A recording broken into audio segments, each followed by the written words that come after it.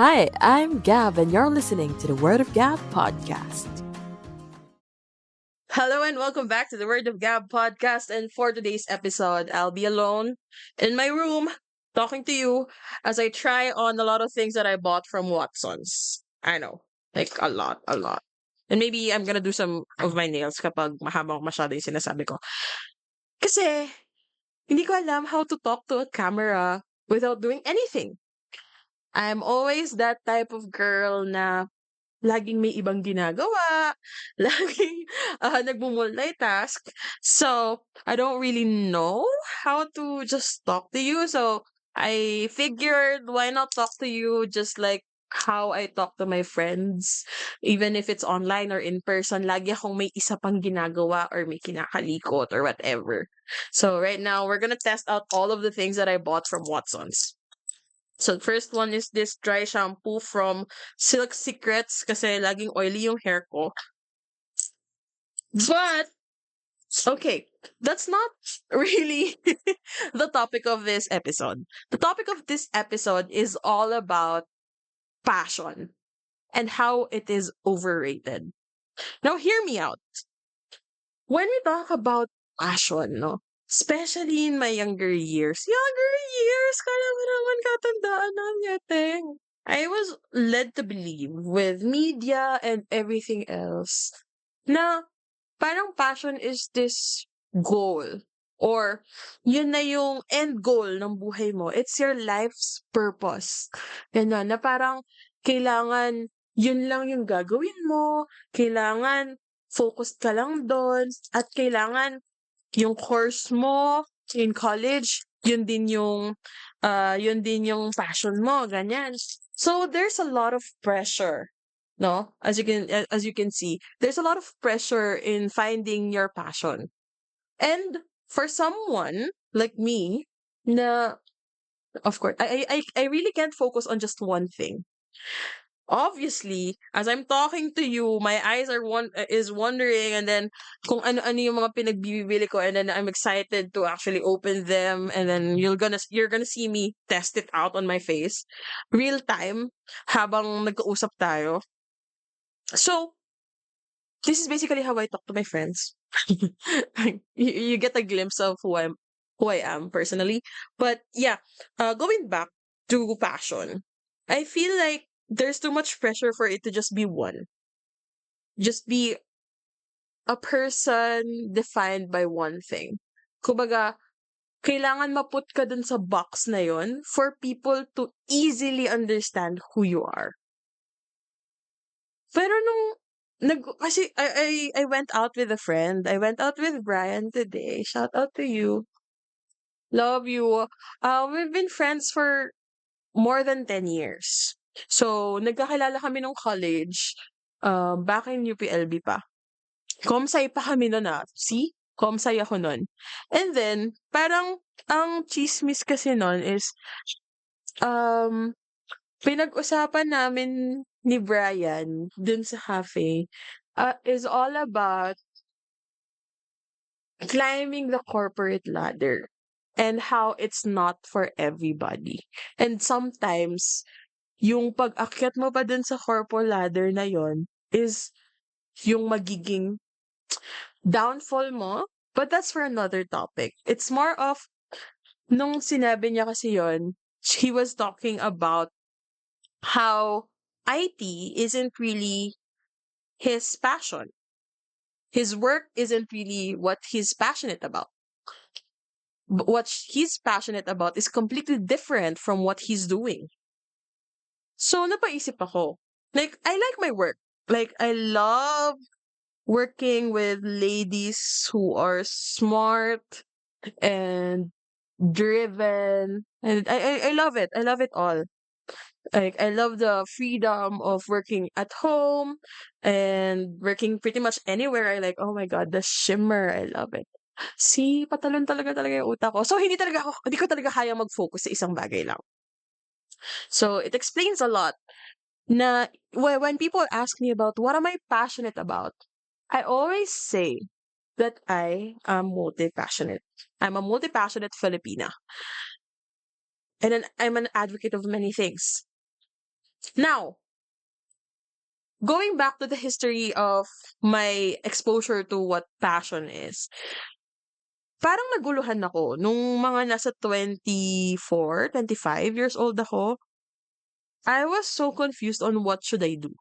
Kasi syempre, during those times, yung mga kabatch ko, sobrang ano na nila, sobrang, let's say, ahead. I don't wanna say ahead kasi it's not a race. Pero alam mo yun, parang meron na silang goals in life, tapos sobrang clear na gusto nila maging, let's say, gusto nila maging doktor, gusto nilang maging lawyer, 'di ba? And then there's me. I was just, doing whatever I feel like doing. I was working, I was going to gigs, I like listening to indie music, so I went to gigs even alone. So that was fine with me. But then, sometimes, parang magugulat ka na lang na at night, it will struck you na parang, what am I doing with my life? Or should I even just be doing one thing? Like, for example, should I just be boxed in just one thing and drop the other things that makes me happy? So, for example, ang mga nagpapasaya kasi sa akin ngayon is podcasting, talking to you guys. And then I also like public speaking. That's why I'm in Toastmasters. I also love crafting. Like, I made my earrings. So this is my personal design. I like creating jewelry that stands out. Yung wala akong kamukha. That's why I don't make earrings that are paulit-ulit ng design. And now I'm into um fuzzy flowers for Valentine's Day. So if shameless plug, bakit podcast ko naman? So if you're looking for a gift for a loved one or even just for yourself, buy yourself some flowers and forever siya, hindi siya nagwi-wilt. So anyway, going ang gulo-gulo na ng podcast na to. But yeah, going back, yun kasi yung mga ine-enjoy kong gawin eh. I also do digital art, by the way. I like doing digital art. I draw, I make stuff in Canva. So there's a lot. There's a lot that I like to do. Now, with the pressure of have having just one thing, I really, it was so hard for me to let go of the other stuff. I couldn't just be Gab the podcaster. I couldn't just be Gab the speaker, Gab the crafter. I can't see myself as that. That's why I always look for influencers or content creators who are advocating for people like me, people who are multi passionate. And that's okay. Because I always see a lot of content na laging parang demonized yung pagiging uh, jack of all trades. So parang hindi ko kasi magets why it's such a negative thing na madami kang kayang gawin but you're not a master of anything. Para sa akin, this is parang this is what led me to create this episode as magulo as this. It's because it's who I am. When I started you doing this video, this YouTube thing, I was so scared kasi hindi ko na kayang i-produce to na parang podcast lang na hindi niyo naman malalaman na may ginagawa pala akong iba habang nagsasalita ako, di ba? Because there's no video. It's just my voice. But now that I have to show my face, wait lang, kuha lang akong cutter kasi hindi ko mabuksan yung lipstick. Try yung lipstick. Because it's not me without lipstick, di ba? So, now, parang gusto kong makita nyo how my brain works and how I usually record podcasts. I don't do notes as much. I just usually wing it and I just talk about what I'm passionate about. So, all my life, I've been that intuitive na whatever I feel like doing or whatever feels right at the moment, that's what I do. Even this. Sugal to. Sugal tong video na 'to na hindi ko alam kung magugustuhan niyo na kung ano-ano yung ginagawa ko, madi-distract din ba kayo? I don't know. But this feels right for me. Which leads me back to the topic of being multi-passionate and why it's not such a bad thing. Because in life,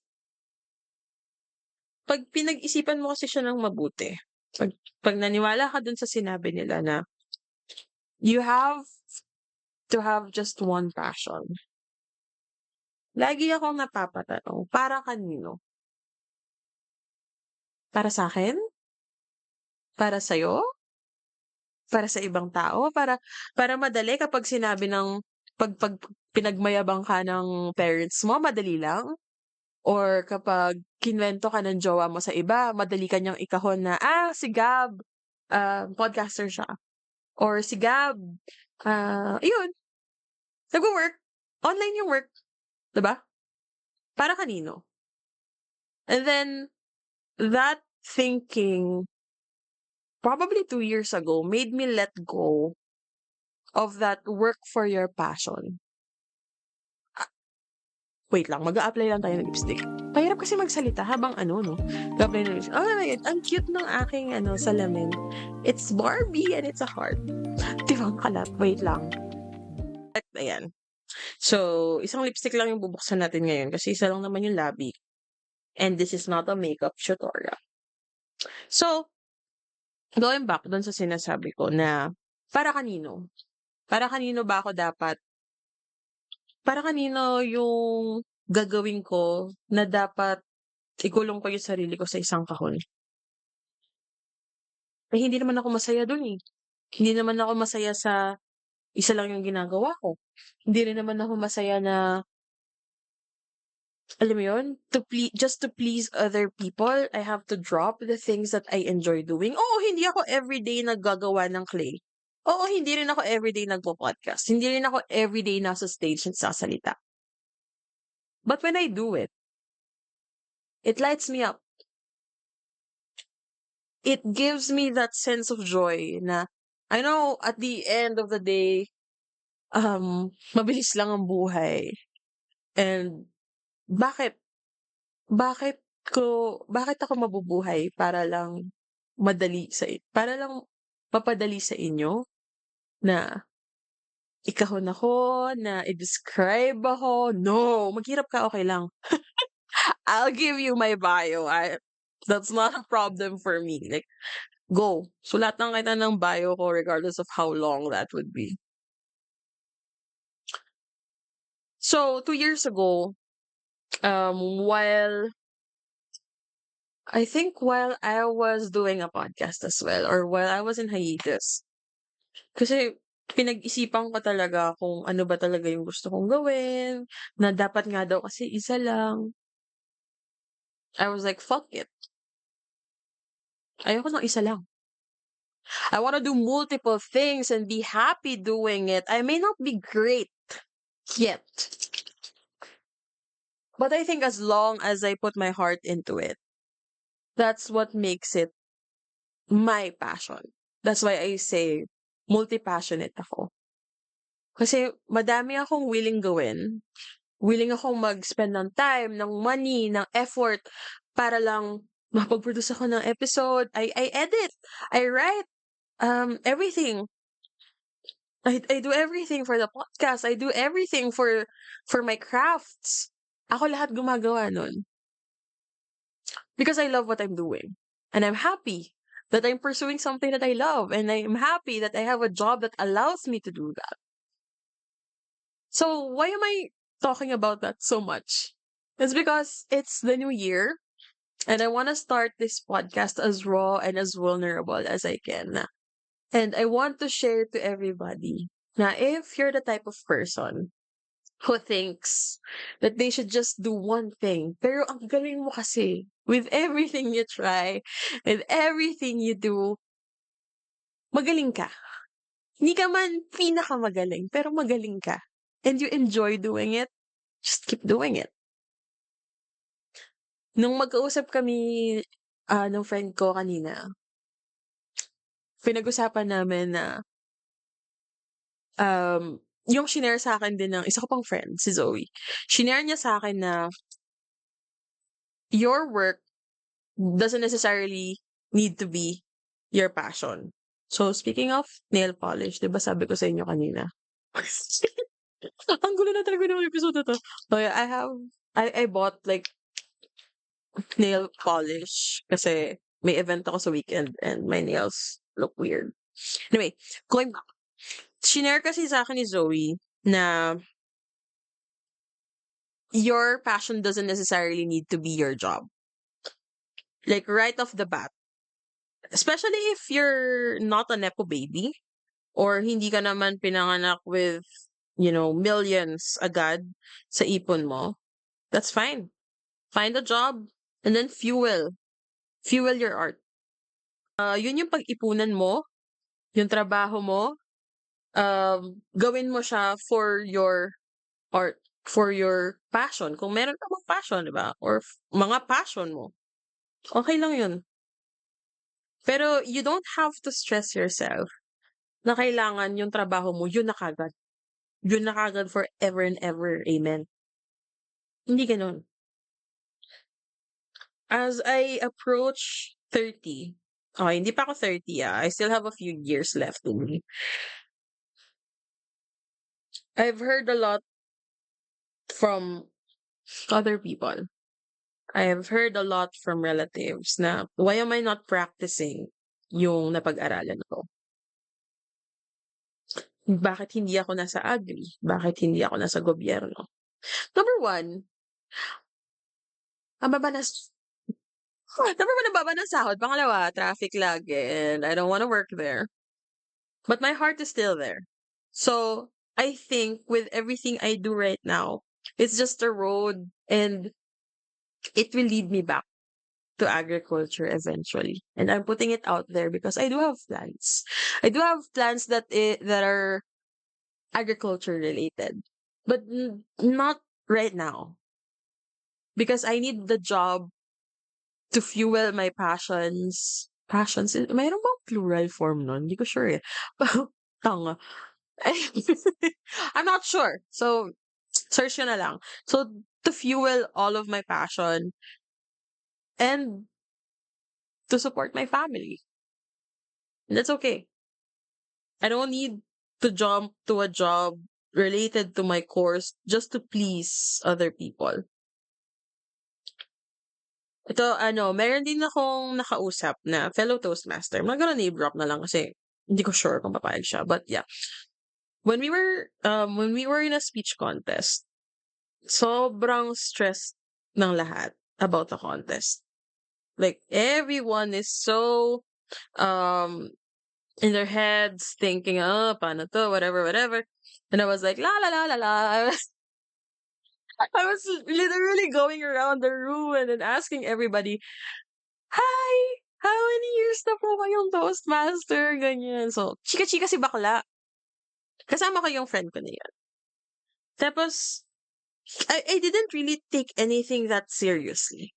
Kasi, having too much pressure on it, parang nawawala yung joy. Because for me, speaking is an art. And if I put too much pressure on it, I wouldn't be making that great of an art for me. It's not gonna be an expression of myself. So, sabi ko, sige, drop the pressure, ganito, ganyan. Madami pa naman sabi ko, outside Toastmasters, outside this speech contest, ang mindset ko, I am someone else. I can do so many things. So many other things that hindi lang to. Hindi lang ako Toastmaster. Hindi lang ako kontesera sa speeches. Hindi ako ganun. So the pressure, wala. Walang pressure at all. And then I won. But yeah, I won. I won gold for what was that? Table topics. I also won gold for evaluation. Yung evaluation, feeling ko talaga akin yan kasi judgment, charing. Judgmental akong tao. De, pero I really love making evaluation speeches. And then, nag-humor din ako. Yung humor speech ko, I was like second place. But all of that, hindi ako makakapunta sa next level kasi I have an international trip upcoming and natapat siya dun sa flight namin. So, sad ako na nanalo ako, ganito, ganyan, pero hindi ako makaka-compete. But it's still okay. Because again, I didn't put too much pressure on it. Because I wasn't defined by one thing. So, going back dun sa nakausap ko ng Toastmaster, nag-usap kami ng, I don't know how we got into that topic, pero na ano siya na natuwa siya na hindi ako I'm not the type of person na magsasabi sa kanya na follow your heart, follow your passion, parang gano'n. Find your passion and follow it. Hindi ako gano'ng tao. As I think we were talking about parang nasa car yata kami nun tapos pinag-uusapan namin yung, ano nga ba pinag-usapan namin? Parang nagkaroon yata siya ng parang existential crisis at 22, 21. Hindi ko alam, I forgot how old he is. But nagkaroon siya ng existential crisis na hindi niya na alam anong gagawin niya after college. And then I told him to not put too much pressure on what you need to do after college kasi sino bang nagsabi, 'di ba? Sinong nagsabi na kailangan after college, yung pinag-aralan mo, yun din yung i-a-apply mo, yun din yung trabaho mo, and forever, hindi ka na puwedeng magbago. Wala. There's no rule. Hindi ka makukulong kung hindi mo gagawing trabaho yung pinag-aralan mo, tama? So sabi ko sa kanya, just do whatever makes you happy. As long as you're not hurting anybody else, as long as you're not consciously doing something illegal, as long as it's morally correct, go for it. Go for it. You're not hurting anybody. Hindi ka pero hindi ka nagbubulsa ng pera ng bayan. Go. Follow it. Follow whatever makes you happy. And if there comes a time that speaking or whatever it is that you're doing doesn't make you happy anymore, find something else. Life is too short to be caught up in just that one thing. Just because it's easier for people to digest who you are if you're boxed into one thing. Why? Are you gonna live your life for them? No. You're living your life for you because it's your life. And at the end of the day, wala naman silang magagawa eh. If you pursue, for example ako, if I pursue podcasting, matatanggalan ba ako ng lisensya sa pagiging agriculturist ko? Hindi. Pumasa pa din naman ako eh. Is lisensyado pa rin ako. I could still practice agriculture while speaking. That's perfectly fine. Diba? So, I guess, I think I'm gonna end this episode soon kasi ang hirap palang mag-nail polish, no? Habang nagsasalita. But, all in all, I just wanted to talk about that. I just wanted to talk about how we put too much pressure on passion to the point na nagiging obligasyon na siya. And what makes passion a passion is the love and the willingness to put in that grit and that perseverance to do something. Because it's out of love. It's not out of the pressures of other people or the pressure that you put to yourself. But then again, I really think that the pressures we put on ourselves are just a reflection of the pressures that was put to us growing up. So let me be the first one. Let me be that first voice kung ngayon mo lang ito narinig. Do what makes you happy. Live a life that you will not regret. Live a life na wala yung pag tumanda ka, sasabihin mo, "Sana ginawa ko 'to, sana tinry ko 'to. Mahilig talaga akong kumanta, eh, sana nag-sing pala ako, sana nag-open mic ako." Or artist ka ta's sasabihin mo, "Sana na-try kong mag-paint." I hope you don't reach that point na talagang hindi mo na kaya physically. But then again, yun nga, I still believe na regardless of how old you are, 20, 30, 40, 50, whatever, you can always change paths. You can always go for what makes you happy. As long as you're not hurting anyone or doing something blatantly illegal or immoral. So that's it. Thank you for joining me at dalawa lang yung nails ko. Nakulayan ka. Dalawa lang yung nails na nakulayan ko. But thank you for joining me as I blab and unbox and do random shit while talking to you. So if you like this episode, please let me know in the comments. If you have any topics that you want me to talk about, drop a comment down below and please share this and subscribe to my channel. This will help me create more videos soon. But I do have a lot in store and I still love talking to everyone who's listening to me. So before I end this, I do really wish that this year, 2025, you become a little easier with yourself, less pressure to finding that passion and perfection of it all, and just go with your gut. Do whatever feels right. Do what makes you giddy inside. Like me talking to you right now, it's like, it might be a little bit of anxiety, but I feel that excitement. I might cringe as I edit this, but pag nag-cringe ka daw, it means that you are actually stepping out of your comfort zone.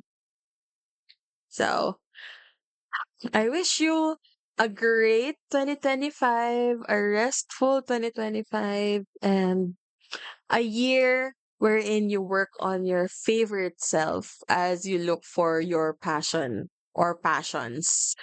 I'm not sure kung may plural yun. Pero mga passion, whatever. You get what I mean. Anyway, bye. I'm gonna finish my nails now and please subscribe. Oh, also, follow me on Instagram and TikTok. It's Word of Gab Podcast. So, chikahan tayo doon. I usually do lives on TikTok, but it's random. Let me know if you want me to do that a little more consistently. But yeah, thank you. Bye! Thank you for listening to the Word of Gab podcast. If you like this episode, please like and share it on your socials. Feel free to tag me at Word of Gab podcast on Instagram and Facebook. And before I leave, I just want to remind you that if someone tries to dim your light, blind them. Talk soon. Bye!